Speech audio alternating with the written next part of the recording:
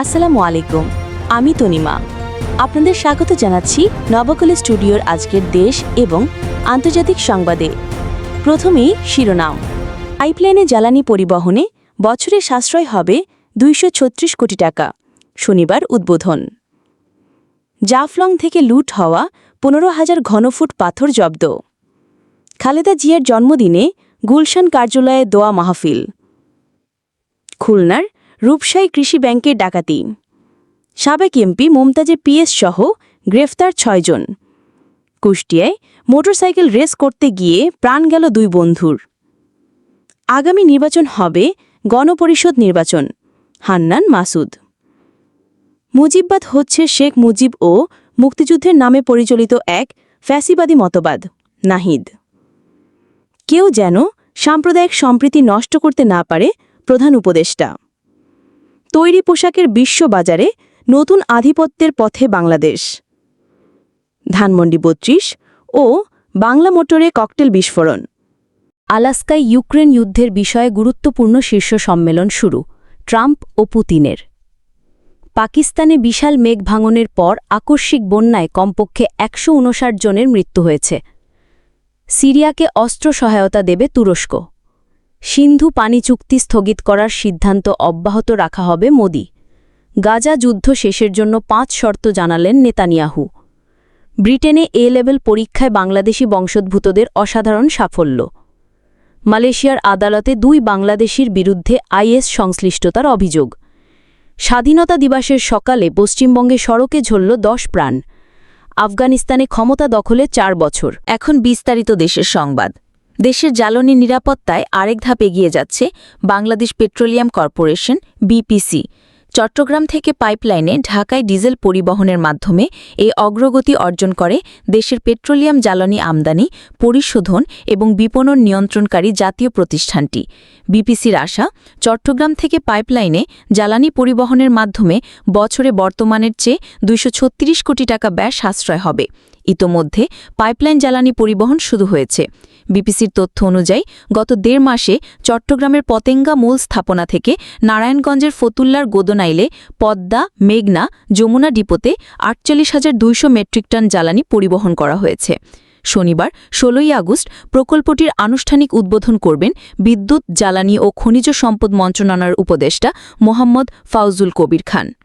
জাফলং থেকে লুট হওয়া পাথর উদ্ধারে অভিযানে নেমেছে প্রশাসন। বুধবার মধ্যরাত থেকে শুক্রবার পর্যন্ত টাস্কফোর্সের অভিযানে গোয়াইনঘাট উপজেলার বিভিন্ন স্থান থেকে ২ দিনে ৮,০০০ ঘনফুট পাথর উদ্ধার করা হয়েছে। এছাড়াও শুক্রবার জৈন্তাপুর উপজেলায় অভিযান চালিয়ে আরও ৭,০০০ ঘনফুট পাথর উদ্ধার করেছে র্যাব।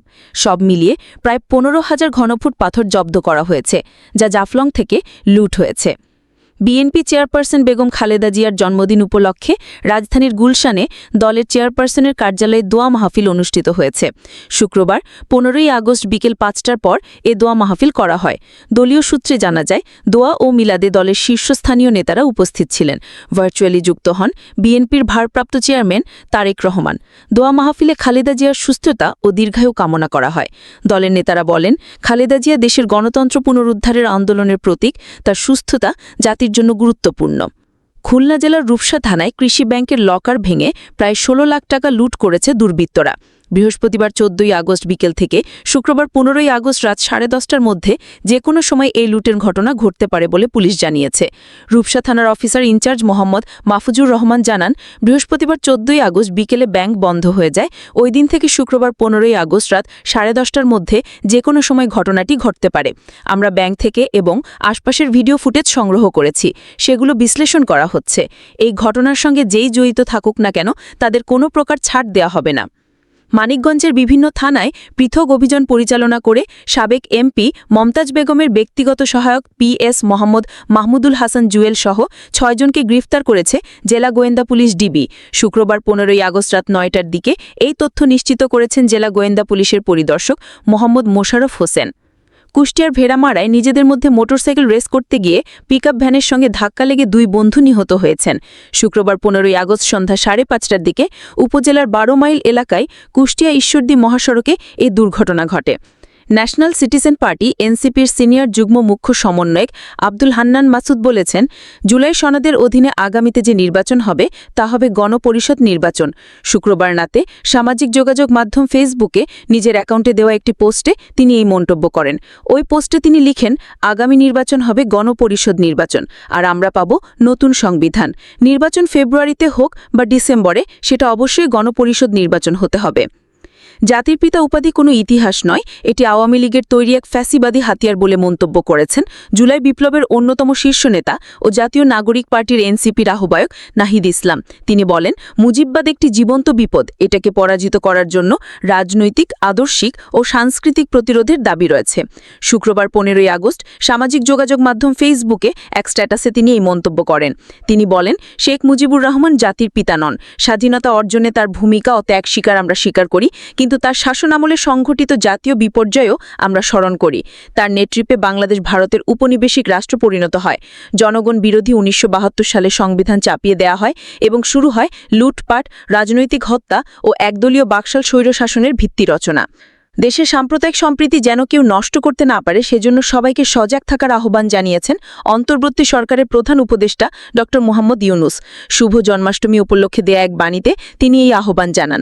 বাণীতে ড ইউনুস বলেন, শুভ জন্মাষ্টমী উপলক্ষে দেশের সনাতন ধর্মাবলম্বী সবাইকে জানাই আন্তরিক শুভেচ্ছা ও অভিনন্দন। ধর্মাবতার শ্রীকৃষ্ণ আজীবন ন্যায়, মানবপ্রেম ও শান্তির বাণী প্রচার করেছেন। সমাজে সাম্য ও শান্তি প্রতিষ্ঠায় তার শিক্ষা ও দর্শন আজও আমাদের অনুপ্রেরণা যোগায়। যুক্তরাষ্ট্রের মার্কিন প্রশাসন 7 আগস্ট থেকে কার্যকর করা পাল্টা শুল্কের প্রভাব এখন স্পষ্টভাবে দেখা যাচ্ছে। মার্কিন বাজারে চীনা ও ভারতীয় পণ্যের উপর উচ্চ শুল্ক আরোপের ফলে বাংলাদেশ এখন ক্রেতাদের নজরে এসেছে। এই পরিস্থিতি দেশের রপ্তানিমুখী পোশাক খাতকে নতুন সম্ভাবনার মুখে দাঁড় করিয়েছে।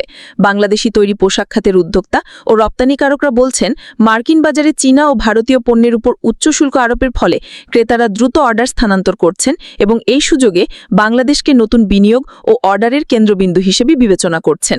এই পরিস্থিতি শুধু রপ্তানিতেই বৃদ্ধি আনছে না, বরং শিল্পে নতুন বিনিয়োগ, কর্মসংস্থান ও স্থিতিশীল বৃদ্ধির সম্ভাবনাও তৈরি করছে। শিল্প সংশ্লিষ্টরা আশাবাদী, চীন থেকে সরানো অর্ডার প্রবাহ আগামী মাসগুলোতে আরও বাড়তে পারে। ইউরোপীয় ক্রেতারাও বাংলাদেশে অর্ডার বাড়াতে আগ্রহী। সঠিক সহায়তা ও কাঠামোগত উন্নয়নের মাধ্যমে বাংলাদেশ 2028 সালের মধ্যে $100 বিলিয়ন তৈরি পোশাক রপ্তানি অর্জনে সক্ষম হবে। 15ই আগস্ট ঘিরে দিনভর উত্তেজনার মধ্যে রাতে ধানমন্ডি 32-এর পাশে রাসেল স্কোয়ার ও বাংলা মোটর মোড়ে পৃথক ককটেল বিস্ফোরণের ঘটনা ঘটেছে। শুক্রবার 15ই আগস্ট রাত 10টার সময় 32 নং সংলগ্ন রাসেল স্কোয়ার মোড়ে তাজরিন ফার্মেসির সামনে একটি ককটেল বিস্ফোরণের ঘটনা ঘটেছে। পরে কলাবাগান থানা পুলিশ ঘটনাস্থল থেকে বিস্ফোরিত ককটেলের অংশবিশেষ কুড়িয়ে নেয়, তবে এ ঘটনায় কাউকে গ্রেফতার বা আটক করা হয়নি। আসসালামু আলাইকুম, আমি তানজিম। এবার আন্তর্জাতিক সংবাদ। শীর্ষ সম্মেলন শুরু হওয়ার সাথে সাথে ট্রাম্প এবং পুতিন একে অপরকে শুভেচ্ছা জানালেন।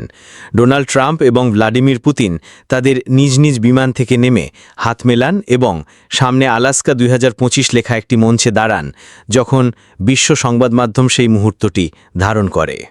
প্রতিবেশী দেশ ভারতে বন্যার পর নিখোঁজ ব্যক্তিদের সন্ধানে উদ্ধারকর্মীরা যখন তৎপরতা চালিয়ে যাচ্ছে, তখন উত্তর পশ্চিম পাকিস্তানে এক বিশাল মেঘ ভাঙনের ফলে আকস্মিক বন্যা দেখা দিয়েছে, যার ফলে কমপক্ষে 157 জন নিহত হয়েছেন। প্রাদেশিক জরুরি পরিষেবার মুখপাত্র মোহাম্মদ সোহেল জানিয়েছেন, শুক্রবার দুপুর নাগাদ উত্তর পশ্চিম খাইবার পাখতুনখোয়া প্রদেশের বুনের জেলার বিভিন্ন অংশ থেকে 78টি মৃতদেহ উদ্ধার করা হয়েছে এবং ধসে পড়া বাড়িঘর এবং প্লাবিত গ্রামের ধ্বংসস্তূপ থেকে আরও 79 জনকে পরে উদ্ধার করা হয়েছে। মৃত্যুর সংখ্যা আরও বাড়তে পারে, কারণ আমরা এখনও কয়েক ডজন নিখোঁজ লোককে খুঁজছি, সুহেল বলেন। সিরিয়ার সঙ্গে নতুন একটি প্রতিরক্ষা চুক্তি করেছে তুরস্ক। এই চুক্তির আওতায় দেশটিকে অস্ত্র, সামরিক সরঞ্জাম ও লজিস্টিক সহায়তা দেবে আঙ্কারা। বৃহস্পতিবার 14ই আগস্ট এ তথ্য জানান তুরস্কের প্রতিরক্ষা মন্ত্রণালয়ের কর্মকর্তারা। এর আগে সামরিক প্রশিক্ষণ ও পরামর্শ বিষয়ে সহযোগিতার জন্য একটি সমঝোতা স্মারকে সই করেন তুরস্কের প্রতিরক্ষামন্ত্রী ইয়াসের গুলের এবং সিরিয়ার প্রতিরক্ষামন্ত্রী মুরাহাফ আবু কসরা। এর পরপরই এই সহায়তা দেওয়ার বিষয়টি জানানো হয়। গত মাসে সাম্প্রদায়িক সহিংসতা এবং সেই সুযোগে ইসরায়েলের হস্তক্ষেপের পর নিজ দেশের নিরাপত্তা নিশ্চিতে তুরস্কের সহায়তা চেয়েছিল সিরিয়া। পাকিস্তানের সঙ্গে স্বাক্ষরিত সিন্ধু পানি চুক্তি একতরফাভাবে বন্ধ করার পর সেই সিদ্ধান্ত অব্যাহত রাখার ইঙ্গিত দিয়েছেন ভারতের প্রধানমন্ত্রী নরেন্দ্র মোদী। তিনি বলেছেন, রক্ত ও পানি একসঙ্গে প্রবাহিত হতে পারে না। শুক্রবার 15ই আগস্ট ভারতের ৭৮তম স্বাধীনতা দিবস উপলক্ষে দিল্লির লালকেল্লায় দেওয়া ভাষণে একথা বলেন মোদী। ভাষণে মোদী ইঙ্গিত দেন, এপ্রিলে কাশ্মীরে ঘটনার প্রতিক্রিয়ায় ভারতের পক্ষ থেকে সিন্ধু পানি চুক্তি স্থগিত করার সিদ্ধান্ত অব্যাহত রাখা হবে। তিনি বলেন, যে সময় আমাদের কৃষকেরা পানির অভাবে ভুগছেন, সেই সময় ভারতের নদীগুলোর পানি দিয়ে শত্রু দেশ সেচ দিয়েছে। তবে এখন ভারতের পানিতে শুধু ভারত ও তার কৃষকেরই অধিকার থাকবে। ইসরায়েলের প্রধানমন্ত্রী বেঞ্জামিন নেতানিয়াহু গাজা সংঘাতের অবসান ঘটাতে তার সরকারের নিরাপত্তা মন্ত্রিসভার নির্ধারিত 5টি শর্ত পুনরায় তুলে ধরেছেন। তার মতে, এসব শর্ত বাস্তবায়িত হলেই কেবল ইসরায়েলের নিরাপত্তা নিশ্চিত হবে এবং দেশটি জয় অর্জন করবে। খবর শাফাক নিউজ। 5 শর্তের বিস্তারিত। হামাসের অস্ত্র সমর্পণ, যাতে সংগঠনটির আর কোনো সামরিক ক্ষমতা না থাকে। সকল বন্দীকে ফেরত আনা, তারা জীবিত বা মৃত যেই হোক। গাজার পূর্ণ সামরিক নিরস্ত্রীকরণ, যাতে অস্ত্র তৈরি, পাচার বা মজুদ সম্ভব না হয়। ইসরায়েলের নিরাপত্তা নিয়ন্ত্রণ বজায় রাখা, নিরাপত্তা সীমান্ত ও পর্যবেক্ষণ ব্যবস্থা সহ। নতুন বেসামরিক প্রশাসন গঠন, যা হামাস বা ফিলিস্তিনি কর্তৃপক্ষের বিকল্প হবে। নেতানিয়াহুর এই পরিকল্পনা চলমান যুদ্ধের অংশ হিসাবেই দেখা হচ্ছে। 2024 সালের 7ই অক্টোবর থেকে শুরু হওয়া এই সংঘাতে এখনও পর্যন্ত কমপক্ষে 61,776 জন ফিলিস্তিনি নিহত এবং 1,54,906 জন আহত হয়েছেন। গাজার সরকারি গণমাধ্যম জানায়, বর্তমানে সেখানে 40,000 শিশু মারাত্মক অপুষ্টিতে ভুগছে। 5 বছরের নিচের 2,50,000 শিশু তীব্র খাদ্য সংকটে রয়েছে, আর 12 লক্ষেরও বেশি নাবালক চরম খাদ্য অনিরাপত্তার মধ্যে দিন কাটাচ্ছে। লন্ডনের বাংলাদেশি কমিউনিটি শিক্ষাক্ষেত্রে এক স্মরণীয় বছর উদযাপন করছে। টাওয়ার হ্যামলেটসে চলতি বছর এ লেভেল পরীক্ষার ফলাফল প্রত্যাশা ছাড়িয়ে গেছে।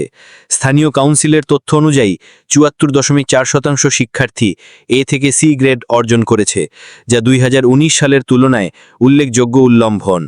এছাড়া 16.1% শিক্ষার্থী সর্বোচ্চ এ বা এ স্টার গ্রেড পেয়েছে। মালয়েশিয়ার সেশনস কোর্টে শুক্রবার 15ই আগস্ট 2 বাংলাদেশি প্রবাসীর বিরুদ্ধে সন্ত্রাসী কর্মকাণ্ডে সংশ্লিষ্টতার অভিযোগ করা হয়েছে। তারা হচ্ছেন 31 বছর বয়সী মোহাম্মদ মামুন আলী এবং 27 বছর বয়সী রেফাত বিষাদ। অভিযোগ প্রমাণিত হলে পৃথকভাবে তাদের 7 থেকে 30 বছরের কারাদণ্ড হতে পারে। মালয়েশিয়ার স্টেট এজেন্সি বার্নামা এ খবর জানিয়েছে। ৭৯তম স্বাধীনতা দিবস উদযাপন করা হচ্ছে ভারত জুড়ে, আর সেই স্বাধীনতা দিবসের সকালেই পশ্চিমবঙ্গে ভয়াবহ পথ দুর্ঘটনায় মৃত্যু হল 10 জনের, আহত অন্তত 35 জন। সকলকে উদ্ধার করে বর্ধমান মেডিকেল কলেজ হাসপাতালে নিয়ে যাওয়া হয়েছে। আহতদের বেশ কয়েকজন আশঙ্কাজনক অবস্থায় হাসপাতালে ভর্তি আছেন। দুর্ঘটনাটি ঘটে শুক্রবার 15ই আগস্ট সকাল 7টা নাগাদ পশ্চিমবঙ্গের পূর্ব বর্ধমানের 19 নম্বর জাতীয় সড়কের নলা ফেরিঘাটে। সেখানে দাঁড়িয়ে থাকা একটি ট্রাকের পেছনে জোরে ধাক্কা মারে একটি যাত্রীবাহী বাস। আফগানিস্তানের তালেবান সরকার শুক্রবার 15ই আগস্ট তাদের ক্ষমতা দখলের 4র্থ বার্ষিকী উদযাপন করেছে। এবারের আয়োজনকে ঘিরে তাদের মনোবল আরও বেড়েছে, কারণ সম্প্রতি রাশিয়া প্রথম দেশ হিসাবে আনুষ্ঠানিকভাবে তালেবান প্রশাসনকে স্বীকৃতি দিয়েছে। তালেবান আশা করছে অন্যান্য দেশও এই পথেই হাঁটবে। দিবসটি উপলক্ষে কেন্দ্রীয় কাবুল সহ বিভিন্ন শহরে প্যারেডের আয়োজন করা হয়। কাবুলে হেলিকপ্টার থেকে ফুল ছেটানো হয় এবং সর্বত্র উড়ে বেড়ায় তালেবানের ইসলামিক আমিরেট অফ আফগানিস্তানের সাদা কালো পতাকা, যা 2021 সালের 15ই আগস্ট রাজধানী দখলের স্মারক। আল্লাহ হাফেজ।